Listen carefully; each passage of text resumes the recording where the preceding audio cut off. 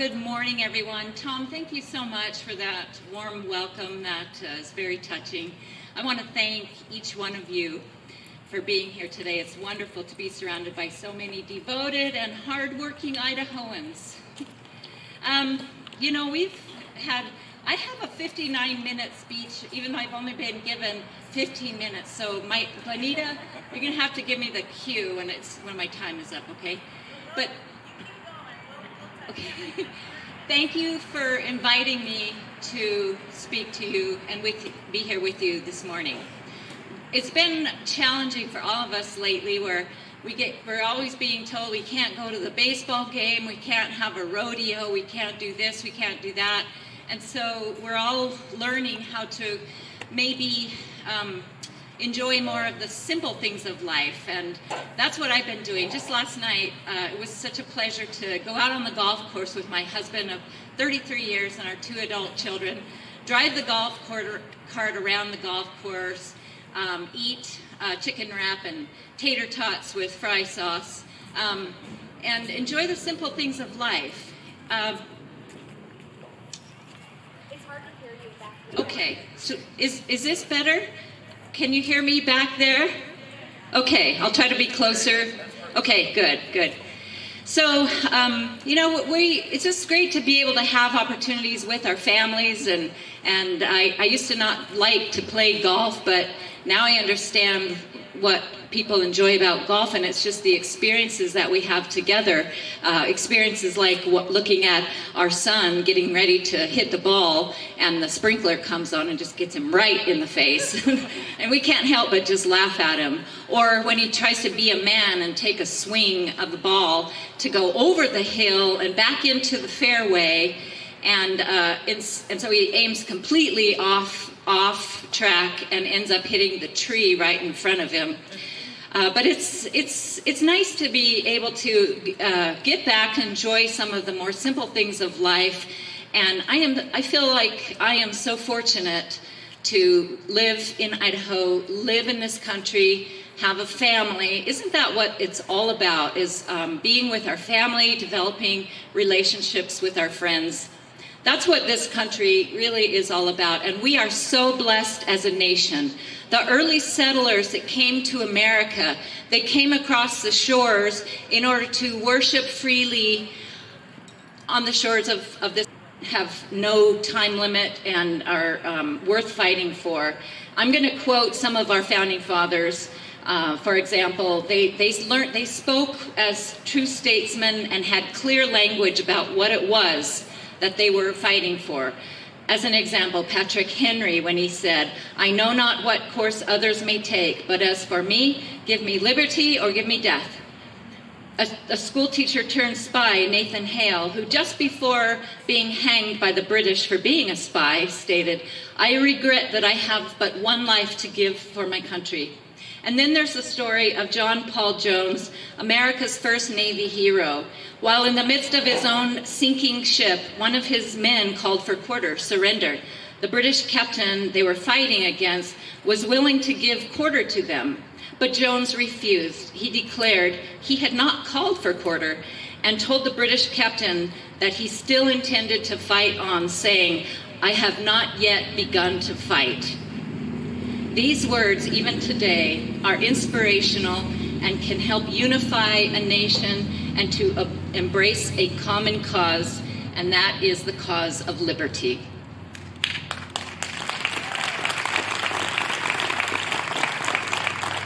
And when our founding fathers crafted our Declaration of Independence, and the words that we all know to be so true, and where they say, "We hold these truths to be self-evident, that all men are created equal, that they are endowed by their Creator with certain unalienable rights, that among these are life, liberty, and the pursuit of happiness."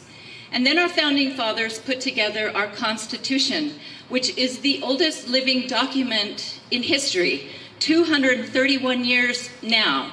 Our Constitution of this country has held strong. And this document protects the nation, our Republican form of government, and is the best guarantee of freedom in history.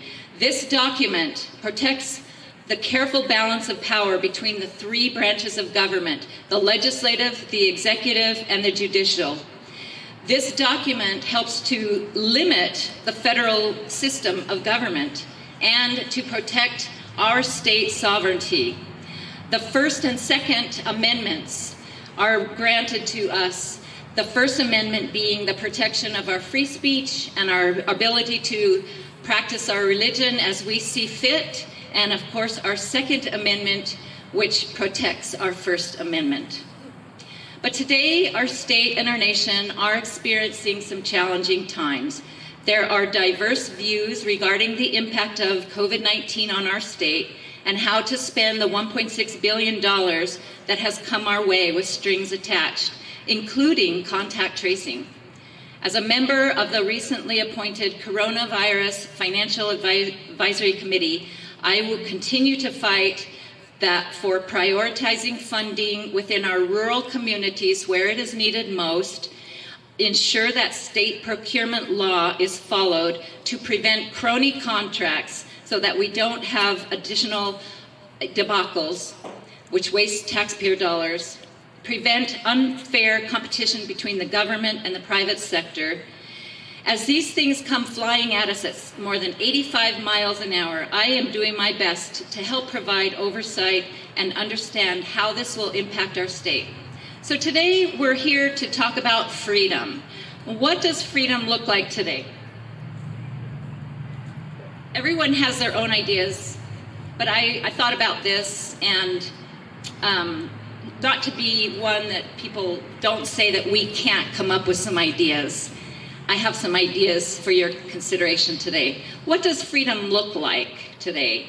Freedom is being able to worship freely as we see fit. And I will have you know that under the Trump administration, clergy was listed as an essential service, a critical workforce sector for critical services. Our governor, our attorney general, and our Supreme Court, they all have that one wrong. Freedom is not being afraid of losing all in the case of a medical incident due to skyrocketing healthcare costs. I was talking to a business owner operation in Idaho Falls just yesterday, a major employer, 800 employees. And the thought came to me, because of Obamacare, so many people can't afford health insurance, and so many people don't have their own private, not private, but it's a primary care physician, because they're gone, they're out the window. But here's an idea. If 800 of those employees of that one business could each pay in $50 a month for a service, you know what that calculates out to? That's $480,000 a year that we could pay a primary care physician.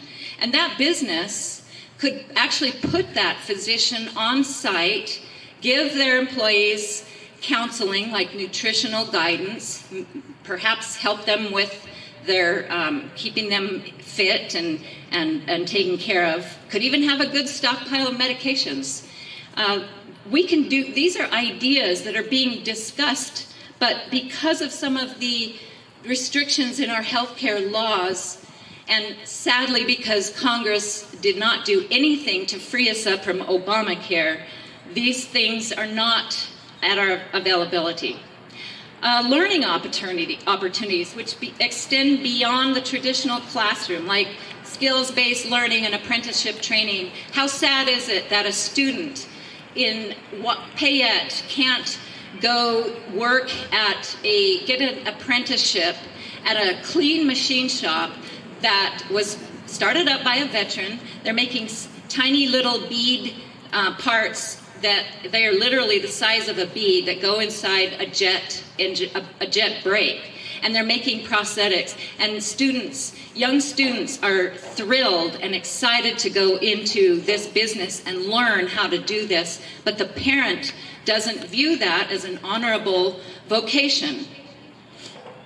There's lots of opportunities in apprenticeship training that we can help our kids be prepared for their career. This last week, I was listening to one of the legislative task force groups talking about COVID-19 liability relief. And the idea presented was that a business or a school could be relieved from liability as long as they were following the governor's edicts. And I thought, what country do we live in? Do we live in America, or do we live in England, where we have to obey edicts by somebody?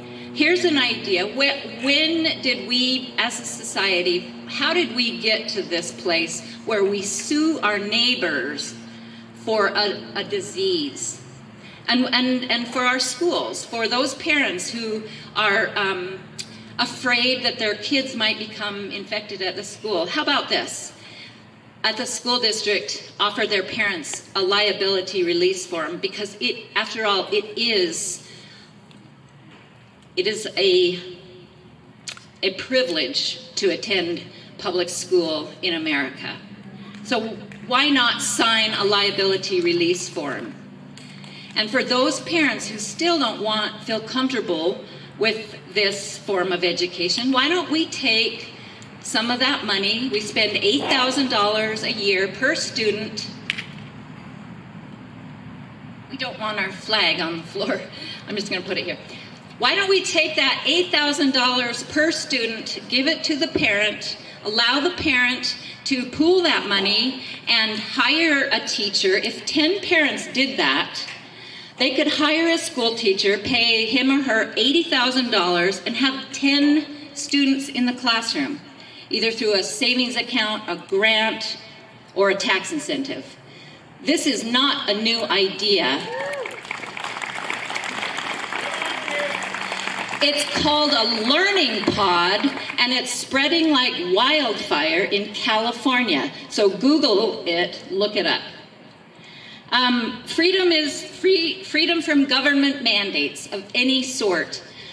Prior to the shutdown back in March, our family owns a restaurant. It's a restaurant, not a saloon or a bar, as some in the media, the mainstream media, have tried to characterize it. It's a restaurant. And our daughter, Liza, had moved half the tables out of the restaurant in order to protect her employees and our customers. We don't need the government to tell us what to do.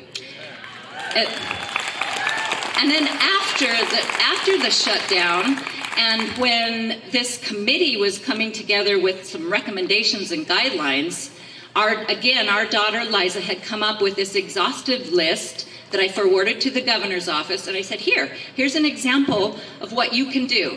And so again, we don't need these committees. We don't need the formation of a blue ribbon committee to come together and tell us what we need to do. Here's a great recommendation that people in the private sector are following. If you'd like to add to that, feel free to do so. Freedom is the ability to provide for ourselves, no matter what that vocation may be, whether it's welding, cabinetry, manufacturing, or bartending. Believe it or not, a lot of people love bartending, and they also make pretty good money, $28 an hour. So we should be encouraging people to do what they want to do. How about living a triumphant life? Instead of living in fear of what's around us, we don't live in fear.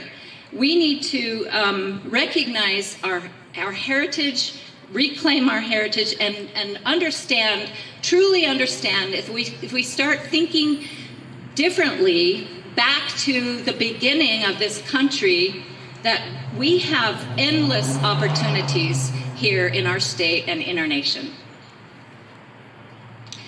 As Idaho's first female lieutenant governor, I recognize that I'll be the first to take some slack for pushing back against the status quo and for voicing a difference of opinion. But my oath is to our Constitution, and I will never back down when it comes to protecting your basic constitutional right to provide for your family and put food on your table, or to worship as you see fit. Let's quit labeling each other as left, right, far right, libertarian, or even radical. We should be welcoming to those with diverse views. Ronald Reagan once said, "There's no such thing as a left or a right. There's only an up or a down. Up to man's age-old dream of individual freedom, consistent with law and order, or down to the ant heap of totalitarianism.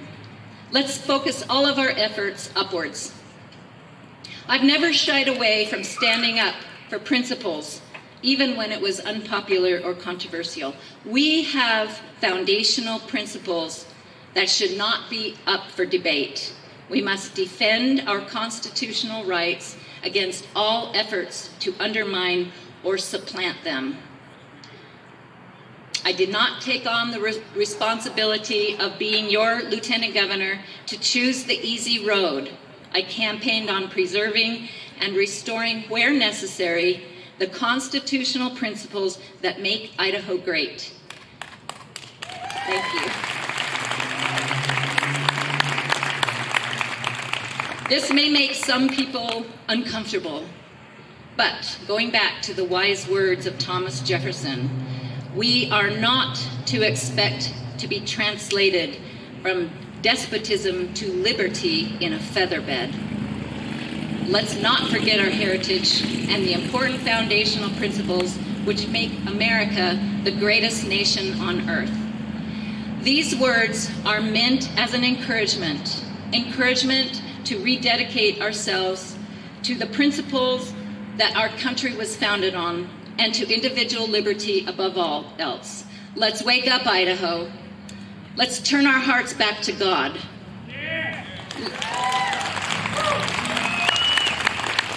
Let's reclaim our heritage and let's fight for liberty. Thank you again for being here today and for giving me the opportunity to address you. God bless you all.